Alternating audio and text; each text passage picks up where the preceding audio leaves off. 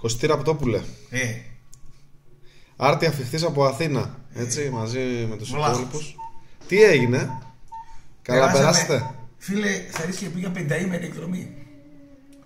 Πώς πήγαμε 5ημερη στην Κέρκυρα το 86 στο Κοντόκαλι, να πούμε, με το Λύκειο. Κάτι παρόμοιο ήταν. Δηλαδή, αν έμενα 5 μέρες με αυτή την παρέα, γιατί ήμασταν φοβερή παρέα, περάσαμε υπέροχα. Δηλαδή, το όλο σκηνικό ήταν φανταστικό. Από το αεροδρόμιο μέχρι τη διαδρομή, μέχρι το παιχνίδι. Ήταν φανταστική διαδρομή. Και εκεί στο παιχνίδι δείξαμε ότι είμαστε και ομάδα καλή. Δηλαδή, είμαστε συντονισμένοι. Είμαστε ομάδα που έχει χημεία, γνωρίζει ένας τον άλλον κτλ. Και αυτό είναι σημαντικό. Και γι' αυτό και το Μετρόπολης πάει καλά. Δηλαδή, η καλή χημεία που υπάρχει μεταξύ των συντελεστών. Δηλαδή, κάποτε, επί Πετρουλάκη, ας πούμε, υπήρχε το Διέρη και Βασίλευε. Υπήρχε μερικά καριόλια εδώ πέρα. Και ναι, τσούκ με κάνεις. Άμα θες να στα λέω. Για την Αθήνα πες μας τώρα. Άστο τώρα. Όχι, τα λέω όλα. Για την Αθήνα πες. Γάμα την Αθήνα. Τώρα εγώ θα σου πω αυτά που θέλω εγώ. Οπότε εκείνο ξεπεράστηκε. Και γι' αυτό πάμε με μικρότερο budget εδώ και με καλύτερες ακροματικότητες. Ούτε είμαστε θεοί, ούτε είμαστε σοφοί, ούτε είμαστε οι γνώστες. Εκείνο που μου έκανε εντύπωση είναι ότι ήμασταν πολύ συμπαθείς σε κάθε εκδήλωση που πηγαίναμε. Δηλαδή, πήγαμε για καφέ με τον Βοσνιάδη. Πήγαμε για καφέ με την Αντριάννα. Συμφάγαμε με την Αντριάννα κτλ. Υπήρχε έτσι μια καλή άβρα, μια θετική ενέργεια. Ναι. Η οποία. Έχεις μεγάλο σουξέ στην Αθήνα όμως. Τι έχω λέει? Σουξέ. Σουξέ τι θα πει? Σε αναγνωρίζουν πολύ, ρε παιδί μου. Και τι έγινε? Αν κάθε ένας που με αναγνώριζε μου έδινε και 2 ευρώ, θα ήμουν πολύ πλούσιος. Αυτό δεν με ενθουσιάζουν αυτά. Εμένα με ενθουσιάζουν να έχω καλά γεράματα, να γεράσω. Να είμαι αξιοπρεπής, να έχω στα αμπάρια μου χειρομένι, να έχω στα αμπάρια μου ζάχαρη, να έχω. Καταλαβες, να πληρώσω την εφορία μου. Αυτά είναι μαλακίες τώρα. Αυτά στο αεροπλάνο δημοσιότητες και τέτοια πράγματα εγώ δεν τα λαμβάνω σοβαρά υπόψη. Είσαι σεμνός. Δεν είμαι σεμνός, είμαι λογικός. Σεμνός δεν είμαι καθόλου. Είμαι λογικός άνθρωπος. Στο αεροπλάνο καλά, φοβήθηκες λίγο, Τα αεροπλάνα τα φοβάμαι. Ο συμμαθητής μου Τσουκαλάς ο Θόδωρος έφυγε στη Σάμμο αδιάβαστος. Και μου είχε τότε δημιουργηθεί μια φοβία. Αλλά την ξεπέρασα με το γέλιο. Μας κάνανε κάτι παρατηρήσεις εκεί. Για πες κανένα περιστατικό. Τώρα Κουλιανός, Πλιάκος εκεί μιλούσαν και τα λοιπά. Εγώ μιλούσα λιγότερα από όλους. Και ενοχλήθηκαν κάποιοι εκεί, συνταξιδιώτες και τα λοιπά.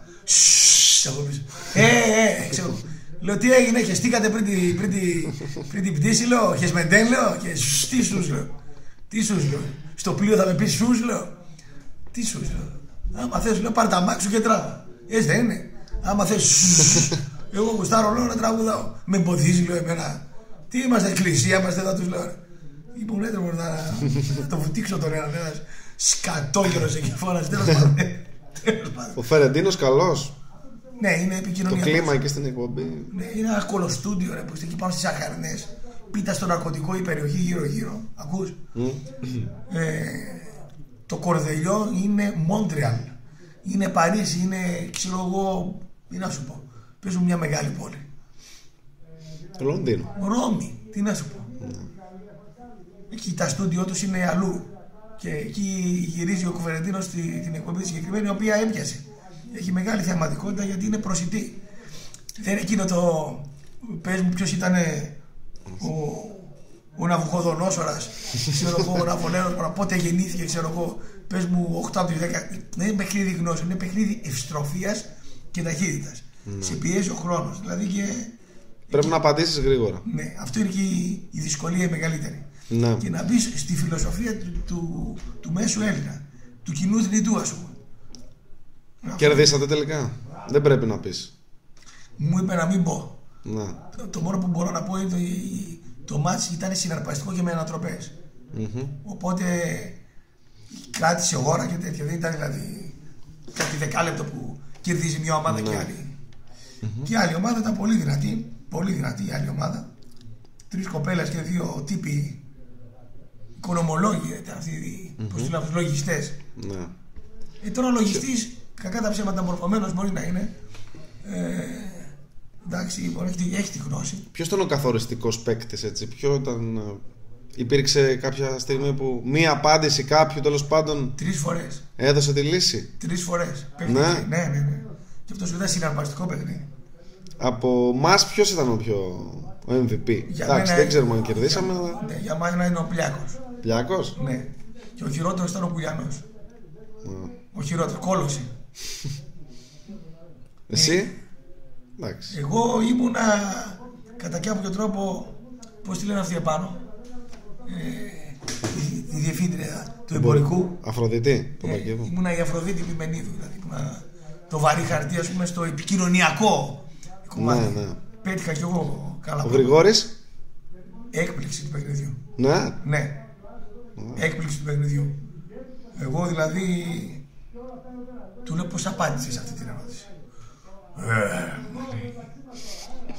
Πήρα μια βαθιά αναπνοή, καθέβασα τους θυγμούς μου και απάντησα σωστά. Το πιο γέλιο ήταν που συναντάμε στο αεροδρόμιο το Μακεδόνα τον τραγουδιστή. Λέω, θα πάει να πει ο κόκκινος, με ξέρεις, με γνωρίζεις, με θυμάσαι? Λέω ο Κουλιανός, όχι ρε πως την άκου να δεις. Σε 3 λεπτά τον έχει πιάσει, τον έχει πει, με θυμάσαι από την Polygram. Λέει ο άλλος, ο άνθρωπος, όχι λέει, δεν σας θυμάμαι, δεν σε θυμάμαι ρε φίλε. Ήτανε πούστη και απάντητη. Δεν μου φέρθηκε καθόλου σωστά. Έκανε πως δεν με ήξερε.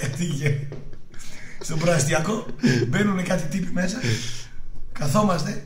Έρχεται μου λέει, γεια σου, είναι φίλο από Θεσσαλονίκη, Ραπτόπουλος. Λέω, ναι. Και τα λοιπά. Λέω, παρακολουθείς? Ναι, παρακολουθώ. Αυτό το ξέρεις? Λέω, είσαι το κόκκινο. Λέει, όχι. Ο Γρηγόρης ο κόκκινος. Λέει, δεν το ξέρω. Καταλαβαίνεις, μαλάκα, του λέω ότι μετά το λιτόχωρο δεν σε ξέρει κανένας. Τον κάναμε τον κόκκινο, κάτι πλάκες.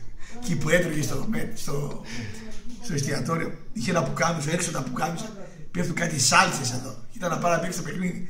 Τον πήγαμε, τον πλύναμε, τον κάναμε. Ωραία ώρα ήταν, πολύ ωραία ήταν.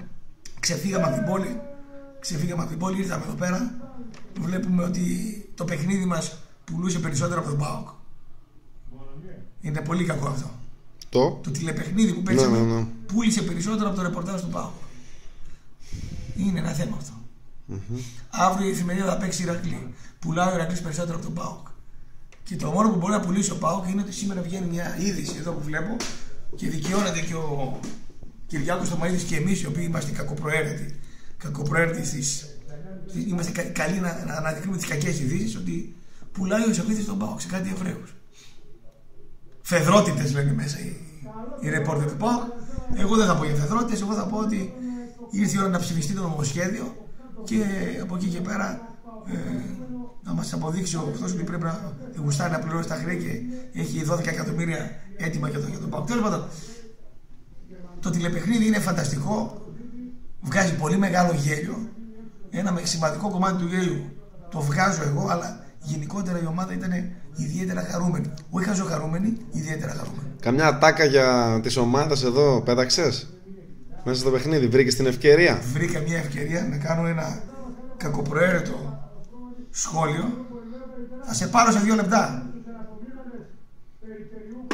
Τι έλεγα? Ότι βρήκες την ευκαιρία να κάνεις ένα πολύ κακοπροαίρετο σχόλιο για μια ομάδα της πόλης. Μάντεψε εσύ ποια μπορεί να είναι, η οποία γέλασε το χιλάκι του κάθε επιγραμμένου μετά από μια σωστή απάντηση που έδωσα, πολύ δύσκολη, και χρησιμοποίησα μια ατάκα για μια ομάδα της πόλης, η οποία νομίζω οι φίλοι αθλητές όταν την ακούσουν με μισούν, αλλά θα με μισήσουν ακόμα περισσότερο. Έδωσα στίγμα. Θα περιμένουμε. Εντάξει, έγινε 20. Έτσι.